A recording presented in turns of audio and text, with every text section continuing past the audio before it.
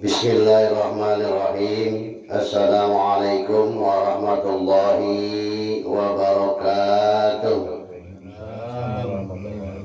Alhamdulillah wa syukurillah wa nikmatillah wa la hawla wa la quwata illa billah. Ashhadu an la ilaha illallah wahdahu la syarika lah wa ashhadu anna Muhammadan abduhu wa rasuluh. Allahumma salli ala Sayyidina Muhammad wa ala alihi wa sahbihi ajma'in, amma ba'du. Radina billahi rabba wa bil islami dina wa bi Muhammadin nabiyya wa rasula. Rabbi jidna ilma warzuqna fahma. Rabbi sahli sadri wa yassir li amri wa hlul 'uqdatam min lisani yaqau qawli birahmatika ya arhamar rahimin. Puji serta syukur kehadirat Allah Subhanahu wa taala, yang mana alhamdulillah kita masih diberikan umur panjang oleh Allah, diberikan sehat walafiat, sehingga kita sebagai muslim dapat menggugurkan kewajiban kita, itu menuntut ilmunya Allah Subhanahu wa taala.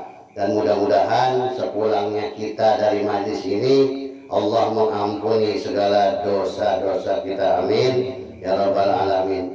Selawat serta salam mudah-mudahan dicurah limpahkan kepada junjungan alam Nabi besar kita Muhammad sallallahu alaihi wasallam, beserta keluarganya dan sahabatnya, dan kita sebagai pengikutnya. Mudah-mudahan nanti di yaumil kiamah kita mendapat syafatul ujma dari Nabi kita Muhammad sallallahu alaihi wasallam. Yang saya hormati dan yang saya muliakan oleh Allah Subhanahu wa taala, para jamaah sekalian, bahwasanya pertemuan kita ini alhamdulillah setiap malam Rebo kita dikasih nikmat oleh Allah Subhanahu wa taala, sehingga walaupun zamannya sudah seperti ini, zaman yang seperti ini, orang-orang saudara-saudara kita udah menjauh dari ulama, ya udah menjauh dari ilmu, menjauh dari riungan-riungan majlis taklim. Karena adanya riungan seperti ini, itu sudah mencegah murkanya Allah dan azab dan bencana dari Allah Subhanahu wa taala. Dan mudah-mudahan kampung kita ini diberikan keselamatan oleh Allah Subhanahu wa taala, amin ya rabbal alamin. Jamaah sekalian yang saya hormati dan yang dimuliakan oleh Allah Subhanahu wa taala, malam ini saya buka kitab Mutarul Hadis, yaitu hadis yang ke-205. Ada fungsi yang 4 macam. Rasulullah dari hadis yang diriwayatkan oleh Baihaqi, dalam hadisnya, uddu aliman aw muta'aliman aw musta'mian aw muhibban wa la takun khamisa fatahlaka. Kata Nabi dalam hadisnya, jadikanlah dirimu menjadi orang yang alim. Yaitu orang alim itu orang yang mengajar, yaitu orang yang mempunyai ilmu, mengajarkan ilmunya. Kata Nabi, atau menjadi orang yang belajar. Kalau kita nggak bisa ngajar, maka kita jadilah orang yang mengajar. Kalau kita mempunyai ilmu, atau menjadi pendengar. Kalau kita udah nggak ngaji kagak, pengajar kagak, belajar kagak, namun paling minim yaitu jadi dengerin, pendengar, mendengarkan ilmu-ilmu agama yang diwajibkan oleh Allah Subhanahu wa taala untuk menjadi ilmu agama, yaitu ilmu akhirat. Jadi kalau kita, kata Nabi, jadilah kamu jadi seorang pengajar, orang yang alim, atau orang yang belajar. Kalau kita nggak ngajar, ya kita jadi orang yang mengajar, yang belajar, dan menjadi orang yang pendengar. Itu minimal.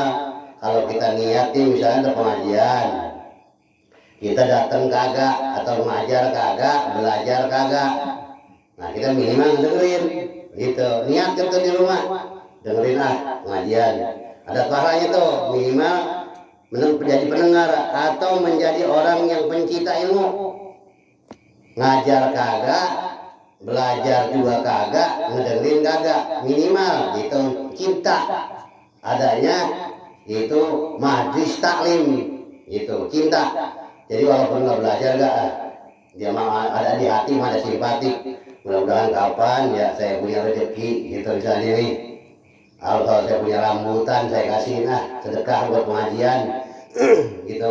Kalau saya punya makanan, punya rezeki, insya Allah kapan-kapan saya mau sedekah buat pengajian, lingkungan pengajian malam Rebo. Itu minimal orang yang cinta.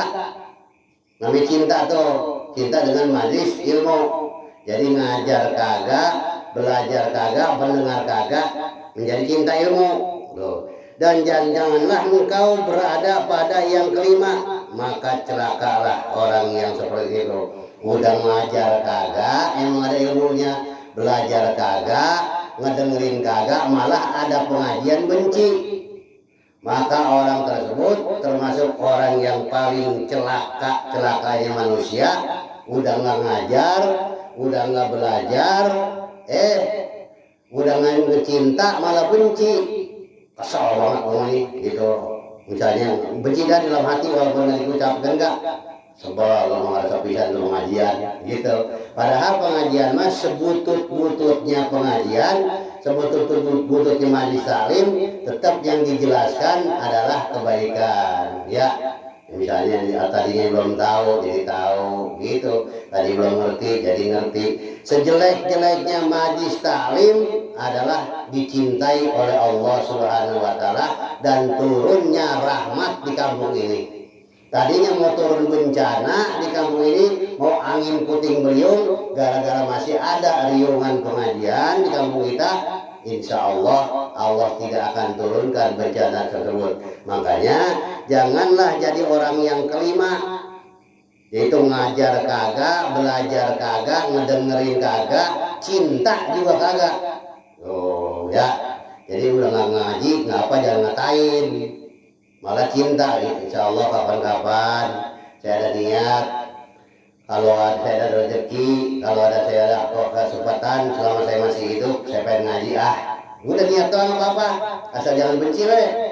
Gitu. Di sini janganlah kamu jadi orang yang kelima, itu orang yang celaka, orang yang membuat bencana. Manusia itu akan mendatangkan bencana gara-gara manusia itu benci pada majlis ilmu. Manusia perlu kepada salah satu yang 4 macam itu. Pertama, supaya kita menjadi guru karena telah mempunyai ilmu. Kedua, jika kita tidak pandai mengajar, maka belajarlah. Dan jika mau belajar, maka menjadi pendengar. Tuh, seperti mendengarkan ceramah atau nasihat-nasihat agama dan sebagainya. Dan jika tidak ada waktu untuk menjadi pendengar, maka jadilah engkau pencinta ilmu. Kecinta banget ya, biar saya nggak ngaji semua rasanya mikirin cinta gitu doang di hati dalamnya. Pencinta supaya dapat bertanya kepada orang, dan apabila ia menjadi orang yang kelima, maka celakalah karena ia menjadi orang yang bodoh. Tuh makanya hati-hati ya, hati-hati. Islam itu baik. Jangan kita sebagai umat Islam jangan mengecokkan umat penuntut ilmu. Maka dari itu kita jangan sampai termasuk golongan-golongan orang yang celaka. Di sini hadis yang ke-206, iman yang lebih baik. Kata Nabi, iman yang paling baik itu ialah bahwa engkau mengetahui sesungguhnya Allah beserta engkau dan dimanapun engkau sedang berada. Maksudnya, artinya percaya kepada Allah dan iman itu adalah bertingkat-tingkat. Yang paling baik ialah tidak meyakini bahwa kita selalu berada di sisi Allah dan dimanapun kita berada. Apabila orang telah mempunyai keyakinan yang demikian, niscaya ia akan memelihara dirinya dari perbuatan yang tidak baik, karena dia mengetahui bahwa Allah selalu melihatnya. Dengan demikian orang akan baik selalu. Jadi iman sekecil-kecilnya iman, walaupun dia termasuk orang yang durhaka kepada Allah, tapi ada iman sedikit, masih percaya bahwa sholat itu wajib, masih percaya bahwa menuntut itu wajib, takut adanya Allah, masih ada rasa takut, tapi dikerjakan juga sama dia. Takut sama dosa, tapi dikerjakan gitu. Kenapa? Belum dapat hidayah. Takut sama meninggalkan dosa mah, bahwa sholat mah itu dosanya besar. Barang siapa meninggalkan sholat maka dosanya besar. Takut seperti itu, takut tapi tahu dosa, tapi dia masih kerjakan dosa tersebut, dilanggar, nggak sholat misalnya, tapi ada iman dia sedikit, itu sedikit. Tapi iman demikian itu mengharapkan dari mana? Dari hidayah daripada Allah Subhanahu wa Ta'ala.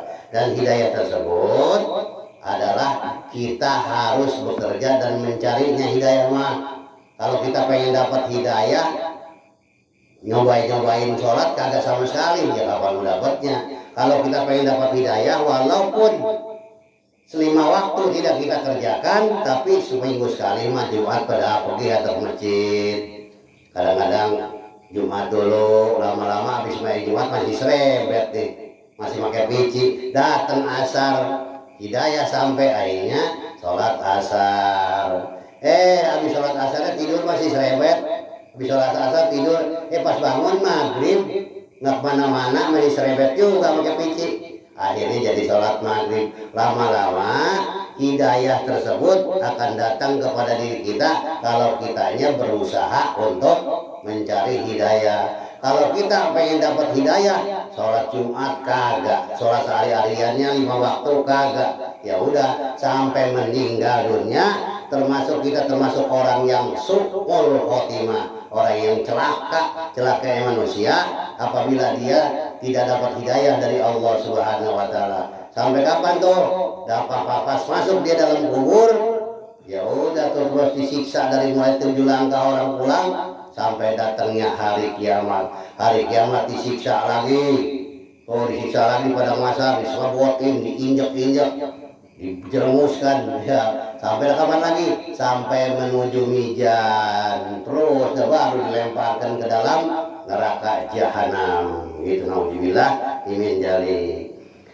Hadis yang ke-207, doa yang paling baik, afdhalu du'a antas ala rabbaka aqwa wal afiyah fid dunya wal akhirah fa innaka ija u'titahuma fid dunya summa u'titahuma fil akhirah faqad aflahta. Di sini kata Nabi, hadis riwayat Ibnu Majah dari Anas radhiyallahu anhu, doa yang paling baik bahwa engkau meminta kepada Tuhanmu akan ampunan dan keselamatan dunia dan akhirat, maka sesungguhnya apabila engkau telah diberi akan keduanya, ampunan dan keselamatan di dunia, kemudian engkau diberi pula akan keduanya di akhirat, maka sesungguhnya berbahagialah. Jadi kalau pengen tahu, kalau kita nih nggak bisa doa-doa panjang,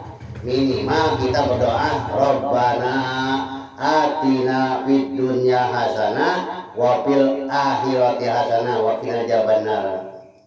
Jadi kalau kita doa yang panjang nggak bisa, mulai aja begini, Allahumma sholli ala sayyidina Muhammad wa ala ali sayyidina Muhammad, Allahumma sholli ala sayyidina Muhammad. Karena apa?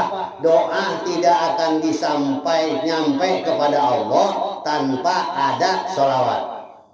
Bagaimana supaya doa itu lebih cepat? Sholawatnya banyakin. Allahumma sholli ala sayyidina Muhammad wa ala ali sayyidina Muhammad, Allahumma sholli ala sayyidina Muhammad wa ala ali sayyidina Muhammad, Allahumma sholli ala sayyidina Muhammad wa ala ali sayyidina Muhammad.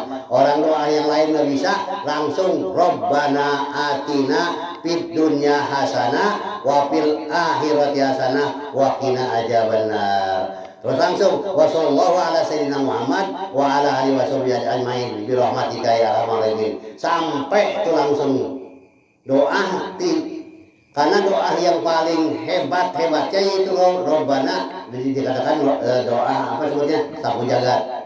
Karena doa Rabbana atina fid dunya itu kalau udah dijabah dengan Rabbana, makanya kalau pas Rabbana atina fid dunya itu biar khusyuk. Kalau kita doa lepas Rabbana atinanya kadang-kadang pora-pora. Padahal kalau kita dijabah Rabbana atina fid dunya doang, kebaikan di dunia udah dijamin sama Allah dan kebaikan akhirat, maka termasuk orang beruntung kita. Gitu. Jadi jangan mentang-mentang Rabbana atina terakhir pora-pora, jangan. Kalau bisa pas Rabbana atinanya kita harus khusyuk. Rabbana atina fid dunya hasanah wa fil akhirati hasanah wa qina adzabannar. Boleh diulang-ulang. Kenapa? Di sini dalam hadisnya, dalam keterangannya pernah saya baca, apabila kita berdoa 3 kali, Allah tidak mengabulkan, maka Allah malu dengan hambanya. Jadi kita kalau minta, kalau doa boleh diulang-ulang 3 kali. Kalau kita pengen dijabah mah, dia bilang deh kemarin saya doa 3 kali nggak dijabah. Dijabah sebetulnya masih ditunda, ditahan. Nanti kapan nih? Kapan-kapan pas kita lagi lupa, doa kita yang kemarin tuh setiap doa kita 3 kali dikabul sama Allah, dikasih keberkahan dunia, nanti pas di akhirat dikasih keberkahan akhirat. Makanya udah banyakin kalau kita bisa doa yang lain mah minimal gini dah, Allahumma sholli ala sayyidina Muhammad wa ala sayyidina Muhammad, atau 1 kali lebih bagus selawat mah, karena selawat itu mengampuni dosa. Allahumma sholli ala sayyidina Muhammad wa ala sayyidina Muhammad, minimal kita baca dulu Allahumma gfirli wa li walidayya warhamhuma kama rabbayani shaghira. Allahumma gfirli wa li walidayya warhamhuma kama rabbayani. Barang siapa yang berdoa awalnya sholawat Nabi lalu mendoakan orang tuanya, lalu dia berdoa minta apa nih? Bahasa Arab nggak bisa, bahasa Indonesia, maka Allah malu tidak mengabulkan hambanya berdoa 3 kali.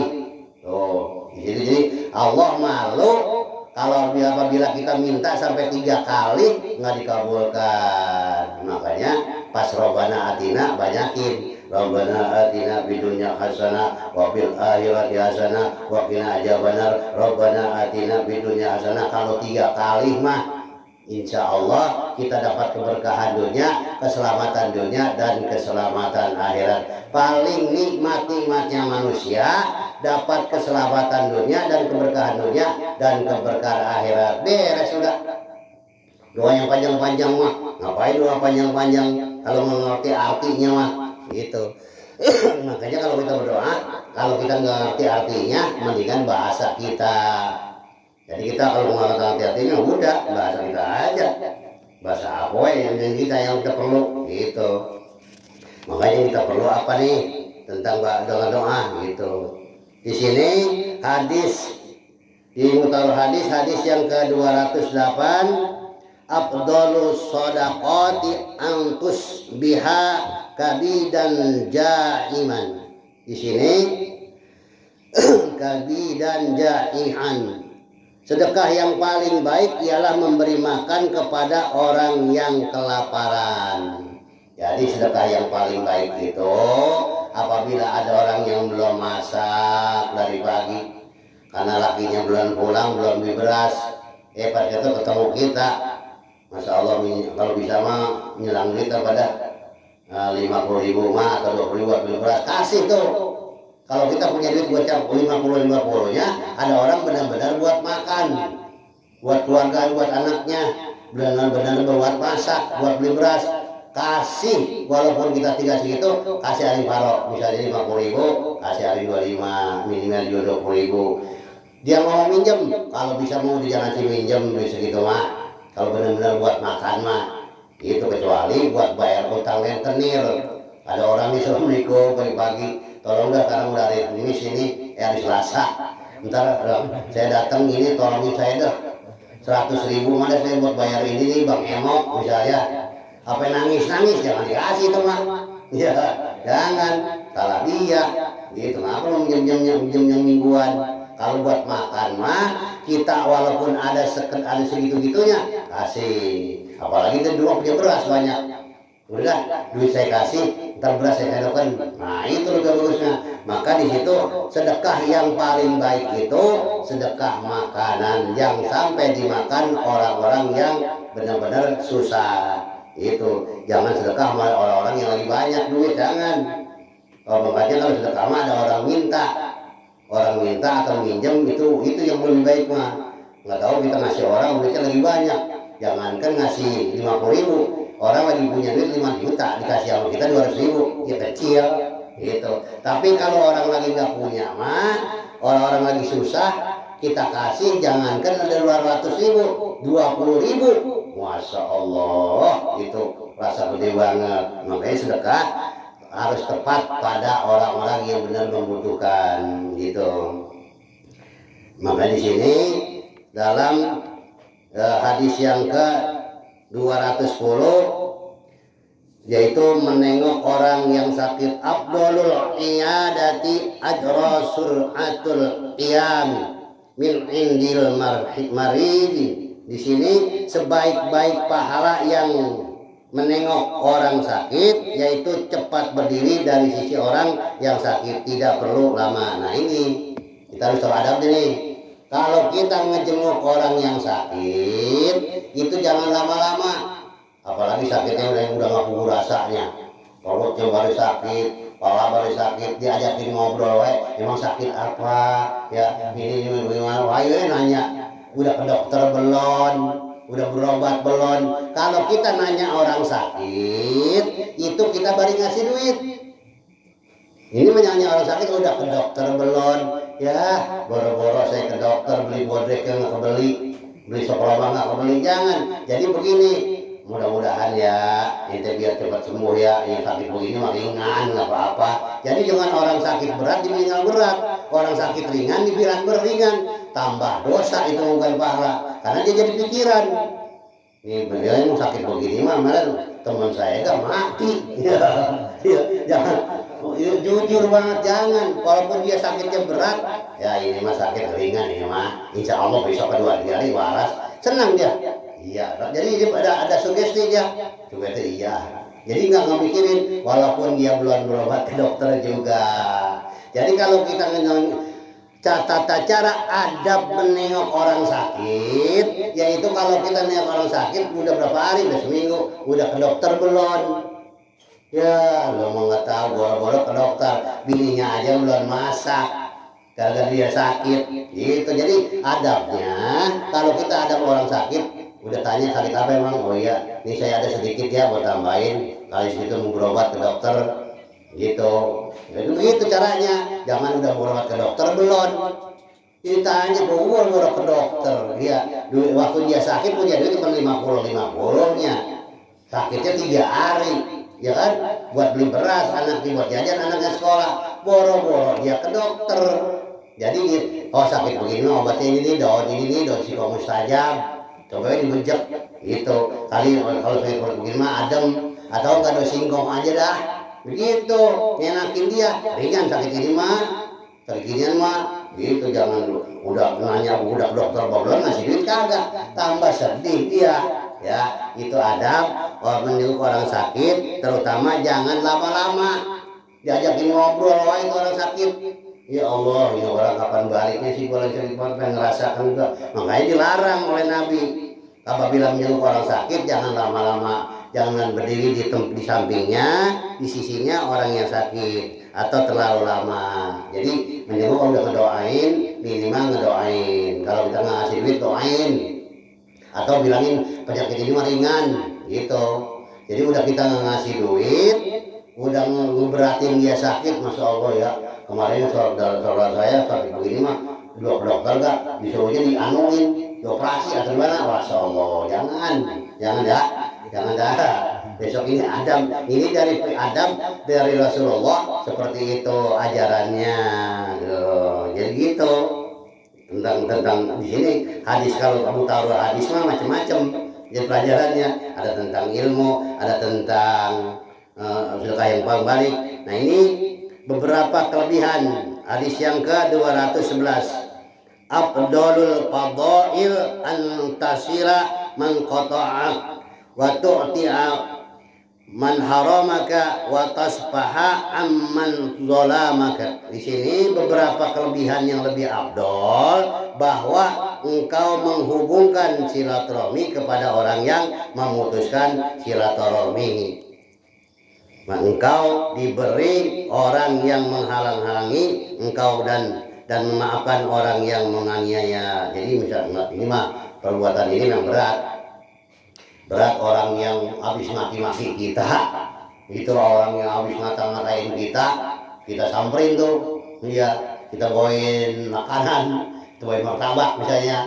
Nah itu yang paling bagus mah. Yang berkelebihan manusia itu apabila orang yang telah membenci kita, orang yang telah maki-maki kita datang bawain martabak atau jeruk, mangga, assalamualaikum, ya bisa nggak gitu ya? Harusnya kita tabokin. Ya, jadi ada ajaran Islam seperti itu. Bukan orang yang baik sama kita baik lagi.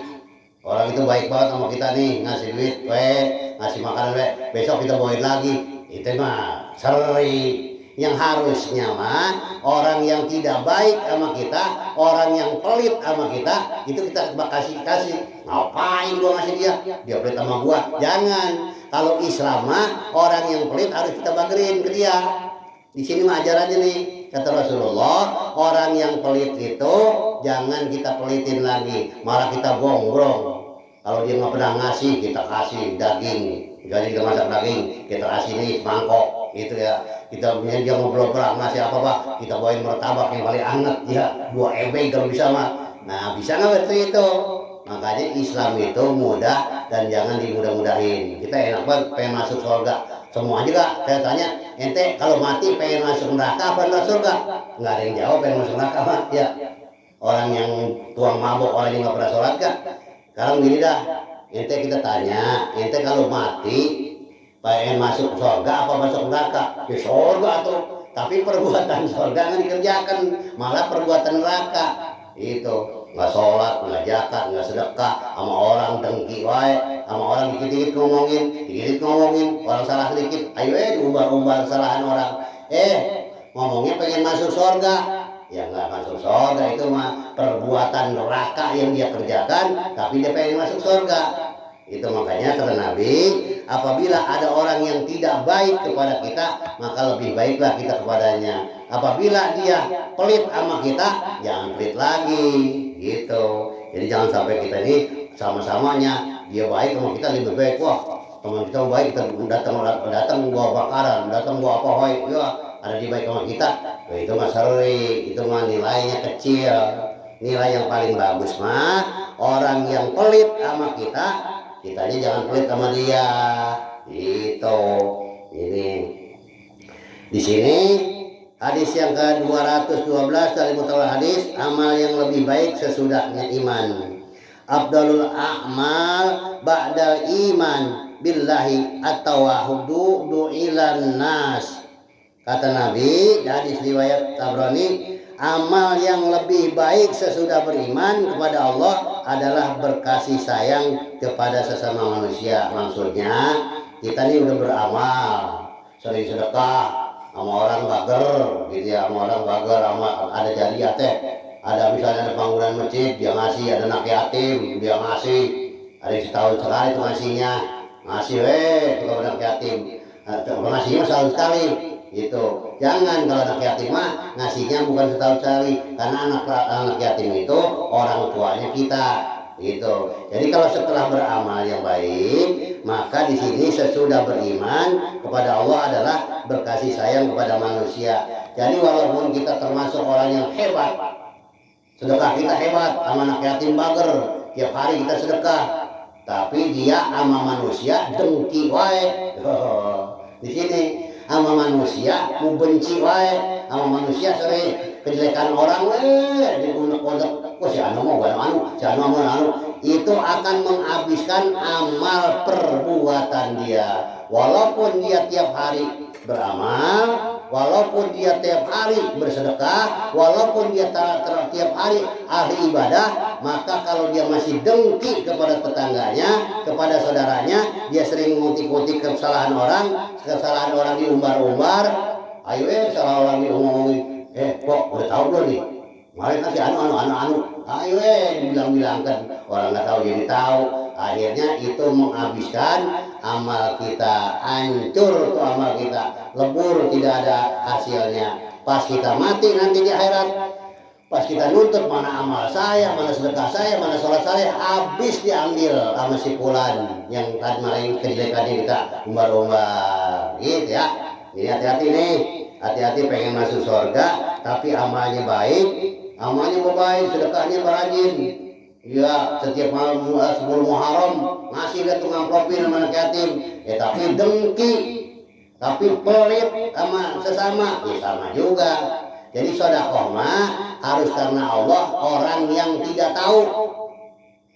Amal yang paling baik itu manusia tidak tahu. Itu yang paling baik itu amal tuh. Yang paling nanti kita nikmatin, sedekah kita yang sedikit orang nggak tahu. Kan sedekah diri nggak tahu. Misalnya Pak Mono ke masjid nih, dari rumah 2.000, terploskan itu di kotak masjid, nggak tahu dah tuh. Ngomong. Alhamdulillah tadi saya mah ngasih 2.000 tuh tadi sedekah, nggak pernah ngomong ada, tahun 2000 ngomong, ya. Itu nanti yang akan nikmatin. Akhirnya nyesel kita pada dalam kubur. Ya Allah, kembalikan lagi saya, ya Allah, ke dunia. Saya mau sedekah yang paling banyak. Ternyata yang kemarin 2.000 orang yang tahu, ini yang saya nikmatin. Yang kemarin 500.000, yang sejuta ngomong. No, ini enggak sedekah sama masjid orang yang bangun. Udah saya mah, udah ngasih 500.000. Loh, ya orang nggak tahu jadi tahu. Gitu, makanya sedekah mah udah biarin. Misalnya orang ada assalamualaikum, minta sedekah jariah buat masjid, udah jangan berpikiran nggak dulu makan mama, jangan, udah kasih aja, ngasih itu mau bagaimana dia mau makan mau apa, udah sedekah mah jangan dipikirin. Anggap aja kita sore-sorenya kata Pak RT tadi ini Pak rendang makan sate, tadi dia habis maghrib katanya besok dia buang ke berak, nggak dipikirin kan, wah sate mahal banget setuju dia kan, kata dia habis 6 tusuk nih kali duit, sekarang gua buang lagi. Bagaimana kalau ambil lagi makan gitu, nggak ada kan? Nggak ada. Makanya seperti itu, sedekah itu seperti itu, walaupun 10 juta, walaupun 1 juta, 2 juta, udah sedekah mah jangan suka disebut-sebut.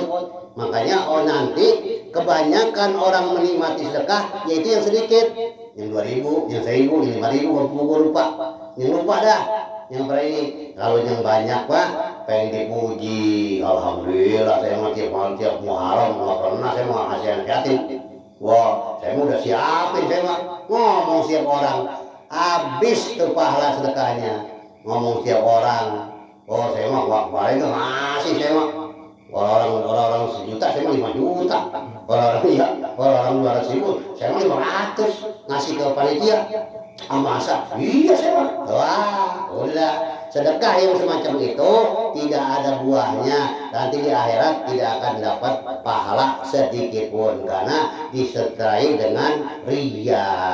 Naudzubillah, ingin jadi, dan mudah-mudahan mutarul di sini masih banyak ini, masih banyak sebenarnya pelajaran-pelajaran di sini ya. Mudah-mudahan apa yang saya sampaikan ini saya nggak ada niat nyinggung, nggak ada, cuma ini menyampaikan kitab Mutarul Hadis, karena Mutarul Hadis enak, judulnya lain-lain, jadi bisa nerangin ya.